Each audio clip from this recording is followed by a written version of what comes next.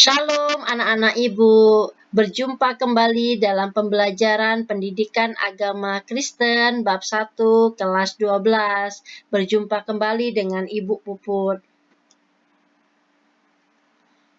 Sebelum kita memulai pembelajaran kita, marilah kita akan bersaat teduh bersama-sama dan berdoa.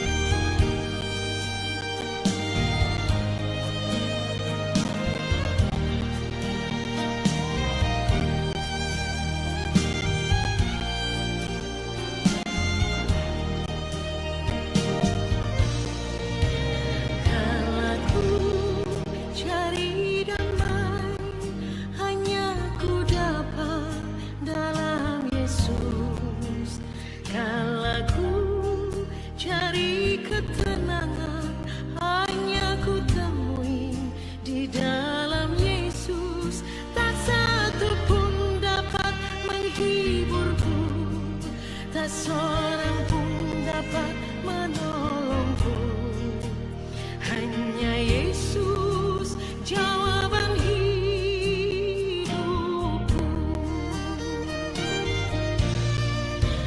Kalau ku cari damai, hanya ku dapat dalam Yesus. Kalau ku cari ketenangan, hanya ku temui di dalam Yesus. Tak satu pun dapat menghiburku, tak seorang pun dapat menolongku, hanya Yesus jawaban hidupku. Bersama Dia hatiku damai, walau dalam lembah kekelaman. Bersama Dia hatiku tenang, walau hidup penuh tantangan. Tak satu pun dapat menghiburku, tak seorang pun dapat menolongku, hanya Yesus jawaban hidupku.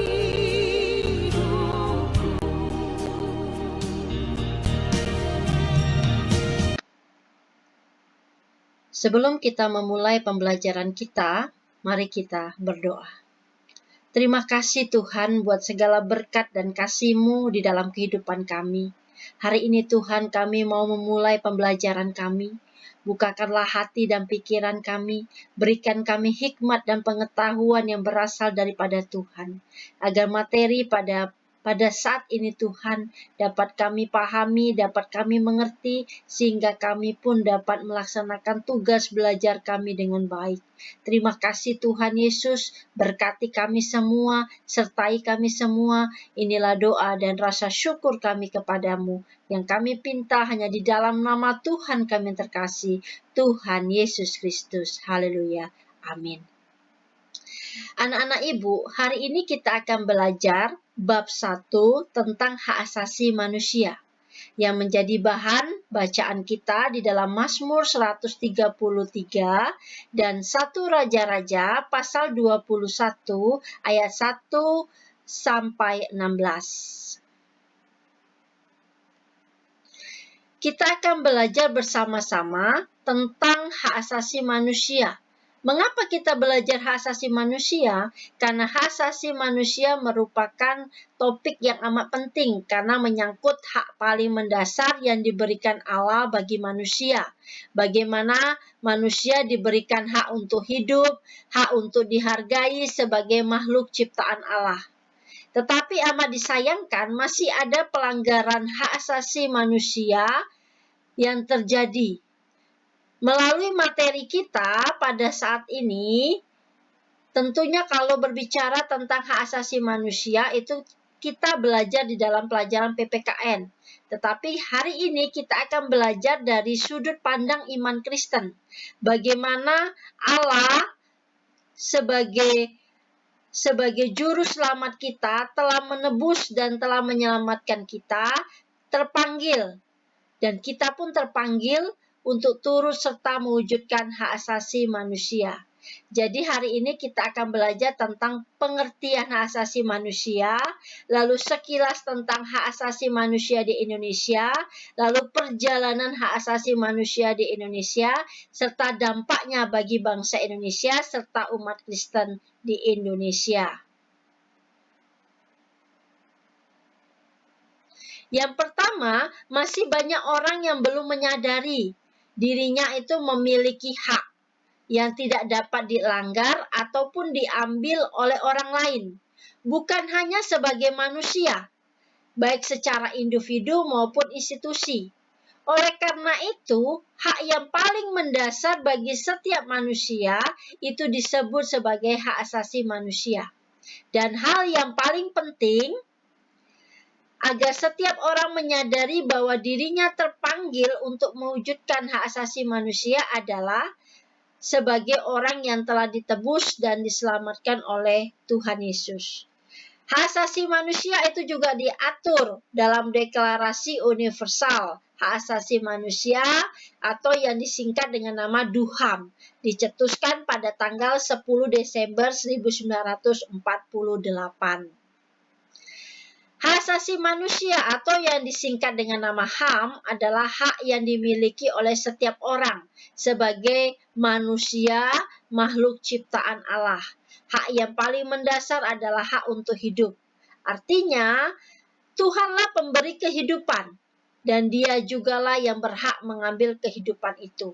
Namun, sangat sayang sekali dalam kenyataannya, masih banyak orang yang belum menyadari dirinya memiliki hak yang tidak dapat dilanggar ataupun diambil oleh orang lain, baik secara individu maupun secara institusi.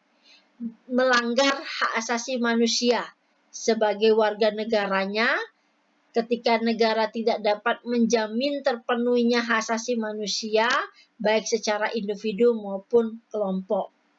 Dalam sikap hidup sehari-hari, terkadang sadar ataupun tidak, kita melakukan tindakan yang menjurus ke arah pelanggaran terhadap hak asasi seseorang. Berita-berita yang tersebar di media massa, baik cetak, elektronik, yang menunjukkan tentang kekerasan yang dilakukan oleh remaja terhadap teman maupun orang lain, bahkan kehilangan nyawanya.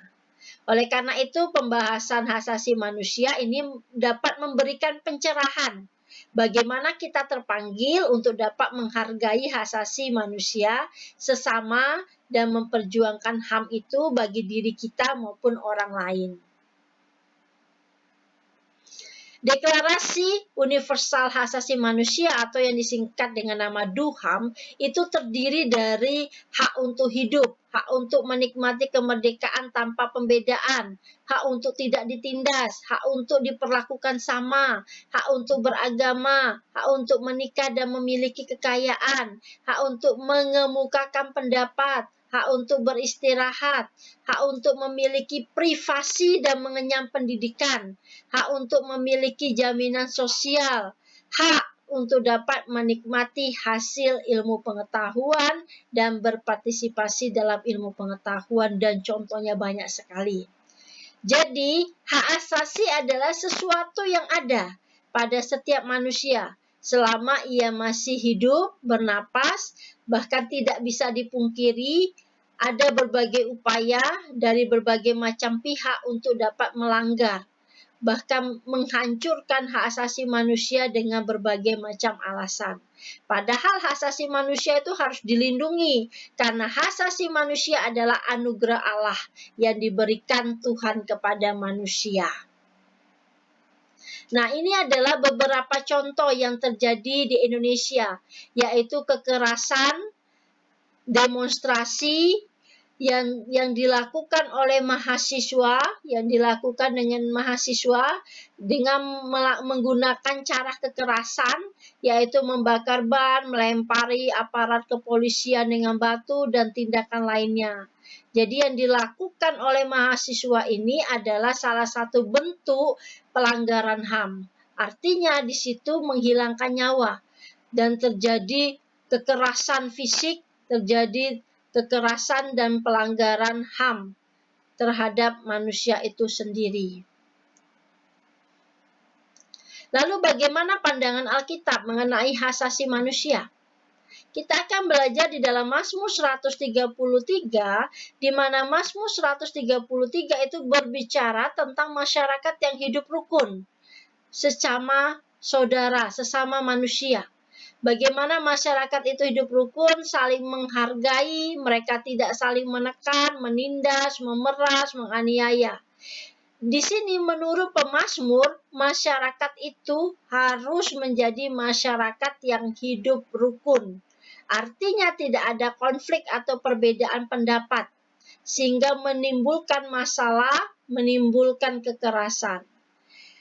Mengapa demikian? Karena Allah menciptakan manusia segambar dan serupa dengannya, atau yang disebut dengan nama Imago Dei. Kitab Kejadian 1 ayat 26 sampai 28. Artinya, kesegambaran itu menunjukkan bahwa manusia benar-benar adalah makhluk yang memiliki hak dan martabat. Hal itu tidak dapat dirampas oleh siapapun atas alasan apapun. Karena manusia itu sama di hadapan Allah. Manusia tidak hanya diciptakan sebagai makhluk individu, melainkan sebagai makhluk sosial. Oleh karena itu, hak asasi manusia itu harus diwujudkan dengan hidup rukun sesama manusia, terdapat di dalam kitab Mazmur 133. Lalu ada lagi di dalam 1 Raja-Raja pasal 21. Di sini terjadi pelanggaran HAM. Bagaimana seorang raja dan istrinya menggunakan kekuasaan untuk menindas, merampas hak warga negaranya. Dari dua contoh itu sudah menunjukkan bagaimana hak asasi manusia itu terjadi. Bagaimana hak paling mendasar yang dimiliki oleh manusia yang diberikan Tuhan itu harus benar-benar kita lakukan dengan sungguh-sungguh.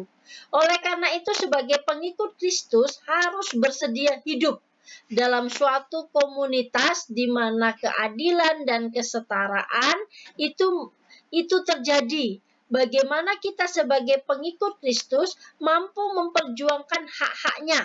Itu terdapat di dalam 1 Korintus pasal 12 ayat 12 sampai 13. Dua contoh tadi, Mazmur 133 mengajarkan kita supaya kita hidup rukun.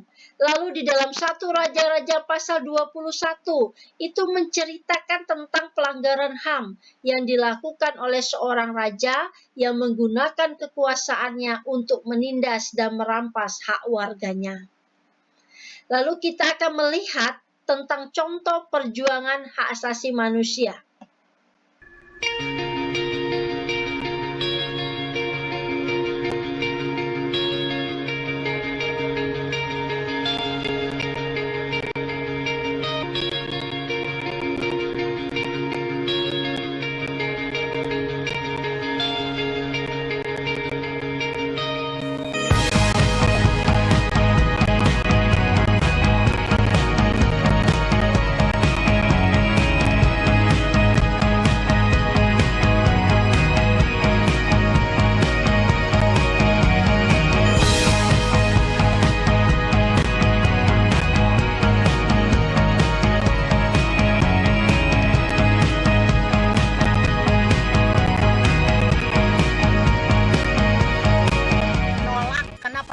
Ieu tanah, ieu lahan alba.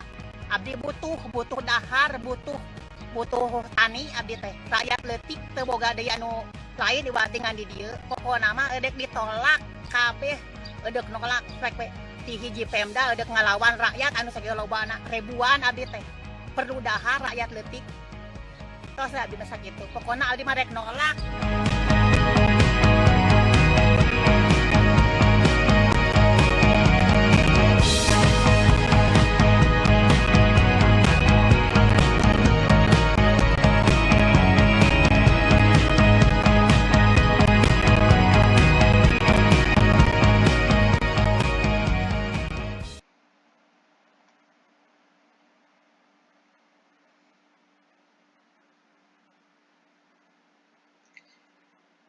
Hak asasi manusia adalah hak paling mendasar yang dimiliki oleh manusia dan tidak dapat diambil oleh orang lain, terutama hak untuk hidup. Adalah salah satu bentuk hak paling mendasar yang diberikan Tuhan pada manusia. Ada 3 hal hak asasi yang harus dimiliki oleh manusia. Yang pertama adalah hak warga negara. Jadi sebagai warga negara, kita berhak untuk hidup aman. Kita berhak memiliki privasi. Kita berhak berkeluarga. Kita berhak menyatakan pendapat. Kita berhak memeluk dan melaksanakan agama dan kepercayaan. Kita berhak berkumpul dengan damai. Lalu diberikan lagi hak-hak politik.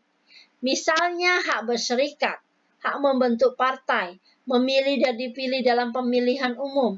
Lalu ada lagi hak ekonomi, artinya hak untuk bebas dari kemiskinan, hak untuk diterima dalam masyarakat, bangsa maupun hak menentukan nasibnya sendiri. Nah, itu adalah cakupan apa saja yang terdapat di dalam hak asasi manusia. Di sini kita akan melihat sejarah singkatnya hak asasi manusia.